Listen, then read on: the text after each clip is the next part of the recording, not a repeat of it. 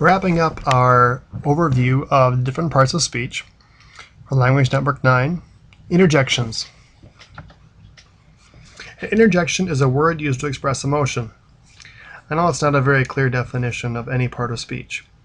Literally, interjection means something thrown between. Really, an interjection is what we use to apply to any word where we're not sure of what part of speech it might be.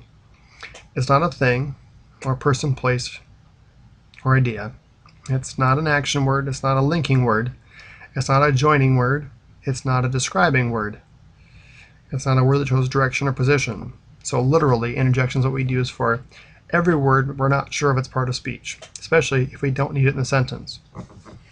We can tell interjections because of their location and their punctuation. First, they're almost always placed at the very beginning of a sentence or a quotation. They're typically followed by a comma, a question mark, or an exclamation point. So as we use them in sentences, literally look for punctuation and location to decide whether or not it's an interjection. Why do we have the commas, question marks, exclamation points after them? Simple. Because we can usually delete these from a sentence and the meaning is still intact. It's when we use these as the only sentence and don't offer any clarification that we sometimes get into trouble with not being clear for our audiences. Examples. Yes, I would like a piece of pecan pie.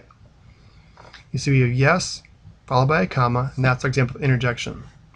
If the question was, would you like a piece of pecan pie? You don't have to have the word yes, it's thrown in there.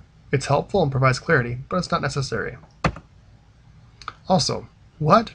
You want a piece of pecan pie? So we have what? Question mark. And that would also be an interjection here. Wow, of course I want some pecan pie. Wow would also be an interjection followed by exclamation point. You could also argue that the phrase of course is used as an interjection as well, followed by a comma. You don't need it in a sentence, and grammatically it's punctuated properly, so it works.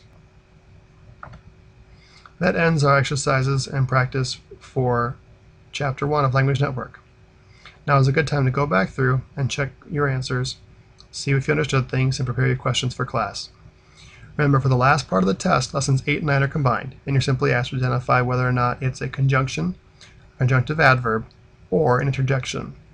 At this time, you're not asked to differentiate between the kinds of conjunctions, just whether or not it's a conjunction or conjunctive adverb, or it's an interjection. Use your punctuation to help you figure it out. Good hunting.